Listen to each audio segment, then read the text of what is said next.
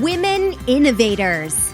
Interviews with women with big messages and big missions, sharing their stories to inspire you to live your passion and step up to make the world a better place. Here's your host, Tammy Patzer. Hi, this is Tammy Patzer, and I'm excited to introduce today's guest, SONYA P. Nagy. SONYA is an exceptional synthesis of business expertise, intuition, and healing wisdom. Her life of healing herself and the foundation of her work with others began at age 9 when she fell off the monkey bars while playing. This event and another serious accident when she was 16 have resulted in a lifelong path of exploring and learning multiple healing modalities. And I'm not going to tell you too much more about SONYA because I want to take the time in our interview to talk about soul language.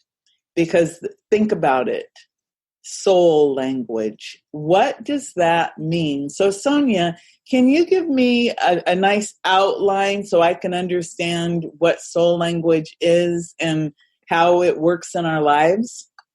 So soul language is a conversation with our highest self. So it is a tangible relationship. So through a soul language identification session, we identify those 3 core energies, our why of our soul, and our soul is our same soul for our lifetime, and we are growing and evolving. So it's our why, our how we fuel that why, and then the soulful expression into it make up our soul's language. And it's a formal structure that gives us the natural talents, abilities, and skills that we would have, as well as how we're consciously experiencing those languages and how we're unconsciously experiencing the languages. We know how to do our own personal work and where our traps sort of are. Our traps. It's funny because when I was doing some research on you earlier today, SONYA, I found out something very interesting about you, and you spent a great deal of time in the money industry, or what was it? You were a tax accountant? Is that accurate? Yes, my first career, I actually took that over from my father, income tax and accounting, from the time I was 18. Well, for 27 years. And so I had that very grounded experience into income tax accounting, the relationship, having those intimate conversations with people very early on. You know, they would tell me stuff that they didn't tell their best friends. It became very comfortable for me to have those conversations right off the bat. Well, it's interesting because obviously money is part of our expression. And I want to talk more about the money aspects of the soul language. But first, you mentioned like there were 3 different parts of it. Can you expand on that a little bit more on the different parts of the soul language? So the first one that we have is our axiom of quest. And that is a very strong, dominant energy within us that is our driving energy through life. And we're going to experience it consciously or unconsciously all the way through. And it's a very dominant energy in us. My particular soul language there is a peacemaker. So for the example with myself is, I like peace. I create peace. I bring peace with me wherever I go. So when I walk into a space that's chaotic, it kind of settles down. And I was unconscious in my early days. I married a police officer and had 4 children within 6 years. So that's how it shows up unconsciously. We create chaos because a peacemaker can handle chaos very well. And, you know, the ego gets to stroke its chest and say, I did it. But that's the unconscious experience into that language, where more conscious experience is kind of where I've gone now in my later days into yoga and qigong and these very peaceful, peace-bringing applications, as well as massage therapy and yoga therapies, and really helping with the healing of individuals. That's interesting because you said that you were married and you had all those kids like boom, boom, boom, boom. And of course, like you said, a peacemaker can handle all the chaos. And then later, now it's all about the calm and the peace. Isn't that interesting how you went from that activity of life and reproduction and being responsible for other people in your lives, and now it's more about the inner you versus that external. That is interesting. And what was the second one? So your first one is the axiom of quest. Yep. Drives you. So what's the second one? The second one is the axiom of translation. It's how we fuel that why. So it's the energy that we're going to bring. So as I said, I'm a peacemaker. My axiom of translation is a teacher of integrity. And in the soul version of integrity, we're talking about through pure love. Now, I had to create experiences that weren't pure love in my conscious state to hit those walls, loving for the wrong reasons, we could say. And as I grew and matured and became more conscious, things have to go through that vibration of love. If there's not love there, I don't want to even be involved. So this is how peace through loving experiences, like a massage, very nurturing, getting together, having conversations that are very rich and deep and meaningful. This is how the teacher of integrity plays out. And then our third language, which is the lighter, feels to be the lighter of the energies, is the tone. And it's the soulful personality. And it's how we like to play. How that soul likes to play. And for me, that's the passage inventor. So I am always looking for those passageways. I love to create courses. I love to take courses. However, the unconscious me would be taking those courses or going on those trails.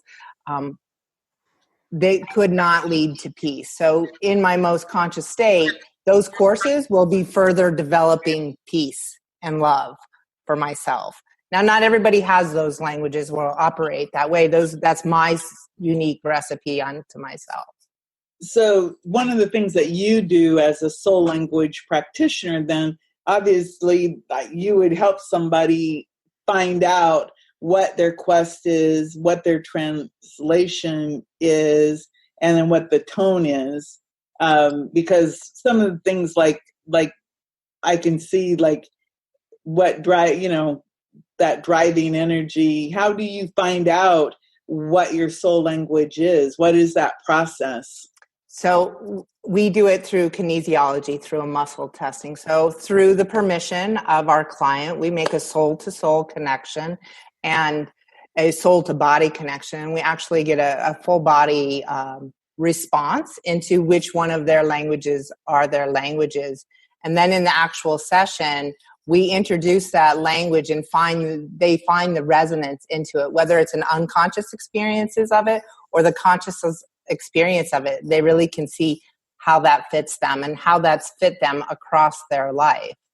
And typically, I see that people are a little more unconscious in one of the three energies more so than others, and we work to develop that. And through the soul language session, we go into a soul-to-soul connection, and I help them to become aware on a tangible level so they can feel, they can see, and they actually start a dialogue with their higher side through that specific framework of their soul languages. So what are some of the benefits of learning your soul language? What would the tangible results be once you know these things about yourself and you can operate with your soul language? What could be some of the benefits? So, and I'll use myself as the example. So for example, the passage inventor. In my unconscious state, I will just take every and any kind of training because I love to be out there learning and growing and inventing possibilities. However, if they're not leading to me to peace, they're really not beneficial for me. So having the conversation with my soul, I'm able to identify, is this for me, or is this just something that I'm looking to entertain? I like the people that I'm going to be hanging out with. Or is this something that really is benefiting me at my highest level, benefiting the people that I'm going to work with at my highest level? So it gives me that compass within myself with a very clear guideline. So that's one way. Another way, I am in community with a lot of my clients, and the way that I have seen them use it is they'll come to me because I've been a bit of an advisor for them, and they'll ask a question and I'll immediately redirect them back to their languages and tell them, ask, and immediately I see them go from a confused or scared into a powerful knowingness, because the answer is always right there. It's just, are we going to seek out here for the solution, or are we going to seek inward for our solution? So those are the two big ways, I see it used, is when you're having that challenge confused, it gives you very clear, very authentic. You can't get better advice than you can from your soul for you.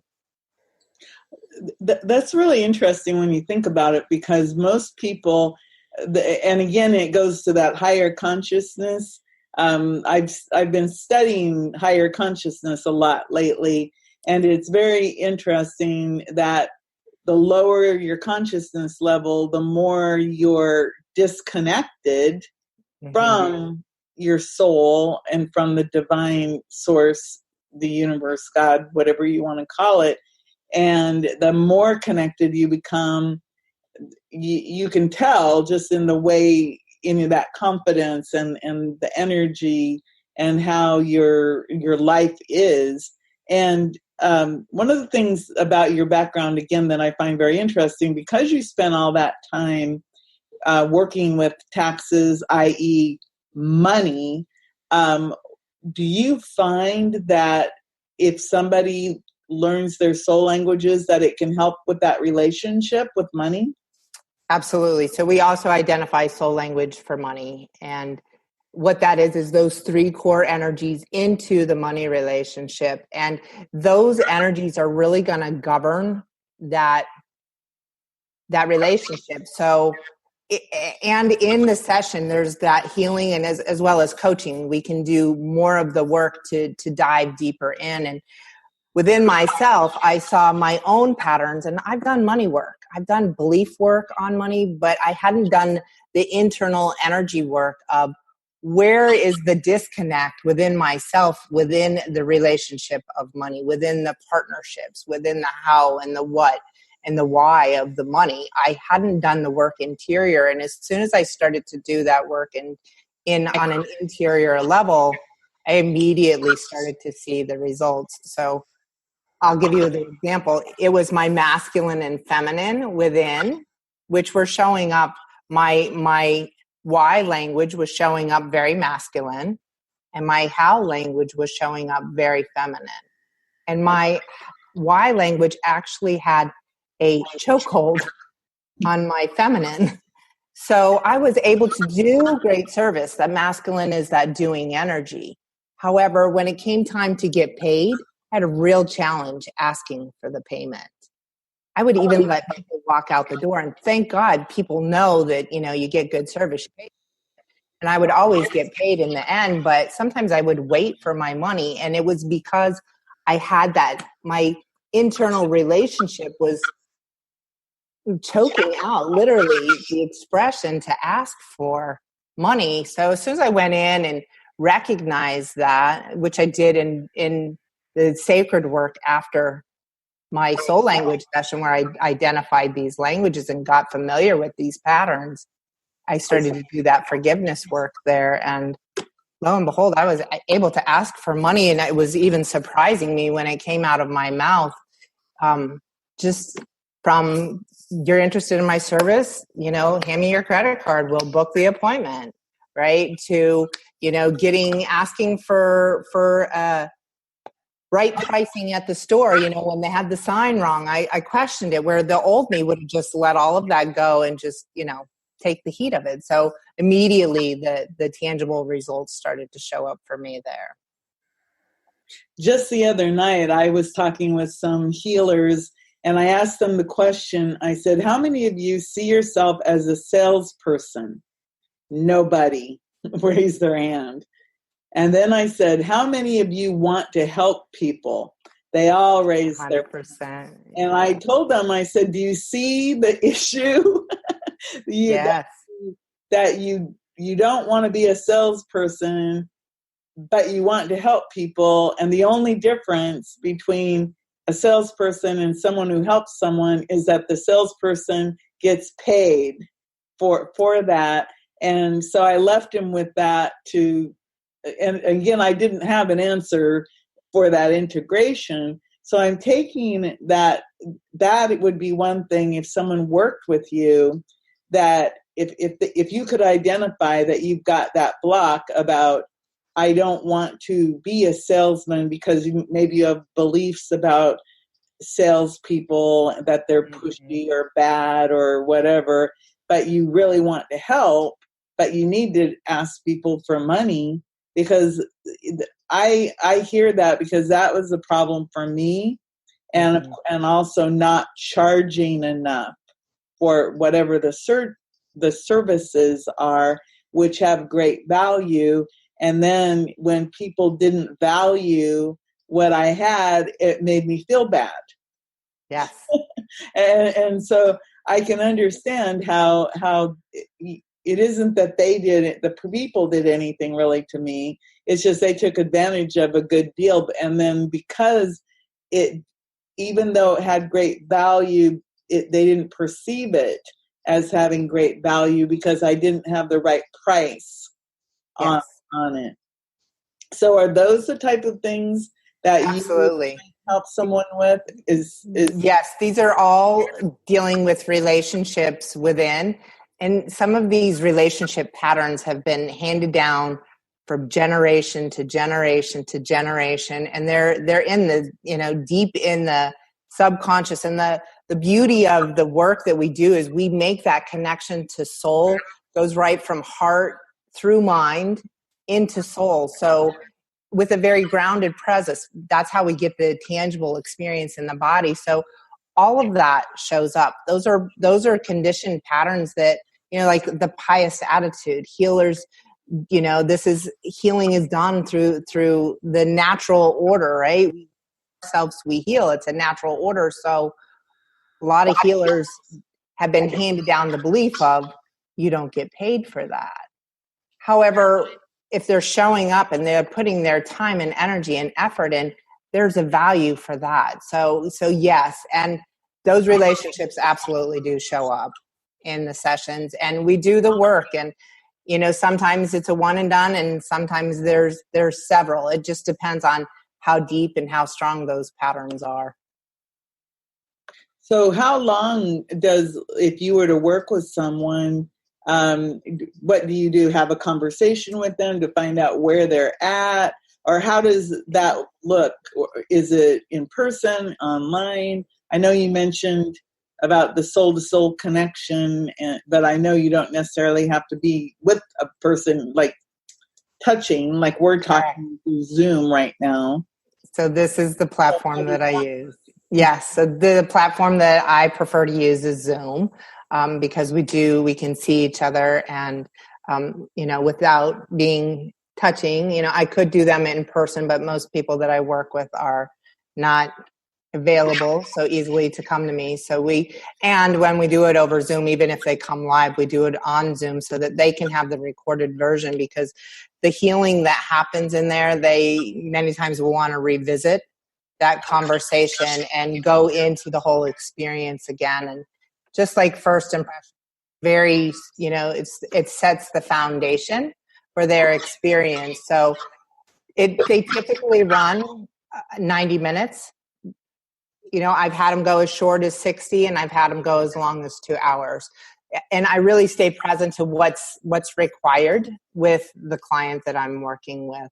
And then we also go into coaching sessions. So, say we find some stuff within the session and we know that, time, there is only so much time, and we're really hitting some good stuff here. That's when we look into doing some coaching sessions as a follow-up into it. And work deeper in. Now, when they leave the session, they leave with documentation gets mailed to them on their languages so that they can be able to read and study that. And then I also offer twice a month a mastermind where they can come in, and everybody that's in that mastermind has had their soul languages done. And we do a bit of the sacred practice. And the whole soul language session really is a sacred practice, being in this connection, in this conversation with soul. So they have the awareness there. They have the recording of the Zoom call. And they're invited to come back into the masterminds just to be that refresher. Or if they'd like to go deeper, we go straight into coaching. And we do that weekly or bi-weekly, just whatever works for them. So most of the, most of the people, are they looking for personal reasons or for business reasons? What would you say most of your clients are seeking? What is the big issue for them? So most of them, it is business, but they know it's something within themselves. So they're wondering, why is it that they're making these attempts and not having the full access? Why are they recreating these relationships again? And how do they break out of that old paradigm, that old belief system that they've been in a very rich way? So this is not done through a mental process. This is actually done in a much more grounded spiritual aspect through the soul and through that support. So most of them are coming for that cleaning up of their own self, because it's the relationship that we have within that creates everything on the outside. And most of them know it's a challenge within themselves that's showing up in their business or in their personal relationships. So obviously, our relationships starts with us, just like, my mom, when I was growing up, I'd be going, I'm bored. And I'd say, I don't have any friends. And she'd say, well, in order to have friends, you have to be a friend. And it's the same concept with yourself. Before you can go out and have these really good relationships with other people and other things, you have to start within yourself. And I think that's where many people today, we do get disconnected somehow. And we're so bombarded with information and energy and people. And here we live in a world where we're always like 24/7 connected to something that is outside of ourselves. And it sounds like what you can do, Sonya, to help people is that you help to reconnect them to themselves, that, like you said, that soul connection. Get reconnected to who you are, that soul level, and then of course everything else can unfold from there. And can you, in case someone wasn't sure what kinesiology is, can you just give an example of what that is and how it works to give you answers? So it's done in many, it's born, I believe, out of the chiropractic world, and it's a muscle testing. So the body doesn't lie, only the mind will lie. So we're able to do a variety of different ways. There's a book, Power versus Force, that gets very in depth on the conversation of muscle testing and the different scales of consciousness and how we do this in more specific. But basically, you can even do here, give me a yes, give me a no. And each person is going to have a different experience into it based on where they're at right now. But if you ask, give me yes, give me no, and you can release your awareness into it. So oftentimes in the beginning, people think they're making it happen and they don't know, and they ask a lot of questions. And the simplest thing I say on that is your body is going to respond. Don't pay attention. We're really good at not paying attention when we're sometimes supposed to pay attention. So this is a time when not paying attention will work, because you're going to know how your body responds after it responds. So don't look at it until after it responds. And a really good way to do it window at a beautiful nature scene and just connect in with nature and just ask, give me an absolute yes, give me an absolute no, and the body is going to respond. And this is a small muscle test here with fingers. You can also do a full body muscle test where you stand, and you want to stand with your knees off lock, and you just stand. You can put one hand on the heart and one hand on the solar plexus. Just take in a nice deep breath, relax the body, and ask, give me an absolute yes, and give me an absolute no. My body is very responsive to muscle testing. It typically will answer yes back and forth and no side to side. Well, we all have our unique answers into it, what's going to be most comfortable for us. But the point is the body can't lie. Only the mind will lie. Only the mind wants to trick us. Body is of the absolute. You know, this is why we breathe automatically. This is part of our automatic system. Can we override it with our mind? We can get it in the way. That's why I say take the mind out of the game. Just let it be there in service to absolute yes and absolute no. Well, that's a really good explanation, because I know that, you know, it's like, well, what does that mean? You know, and how does your body do that? But it's so interesting when we start to just realize that we have everything we need to give us answers. You know, it's us. Yes. It's really beautiful when we fine tune this system more and get into this awareness. And I always tell people, check before you ask your question. And this could be a question about anything. Is this good food for me? Is this food harmonious to my system? Can I benefit? Can I tolerate from whatever it is, right? So we can ask our body, our connection to spirit. We can ask any question and get an answer on. And, you know, it's really great when you have this awareness. You can go grocery shopping and you can know what food's going to be best serving your nourishment of your body, and what foods to be eating when you're out at a restaurant, and those sort of things. And, you know, not to be crazy about testing on everything, right? We're meant to live life, and, you know, this is a great system. We have our body, and for the most part, it's going to get us through. But it's good when we don't know when things really matter. You know, it can help you in decisions. I have not done it, but I've even heard people take tests with it and do quite well. So yeah. Well, I've studied the Silva method, Jose Silva's Silva method, and he had some things related to how to do, you know, memory and different things. And so I know that there are many things that if we listen to ourselves, that we can get the answers to. So if somebody wants to contact you, Sonya, what's the best way to do that?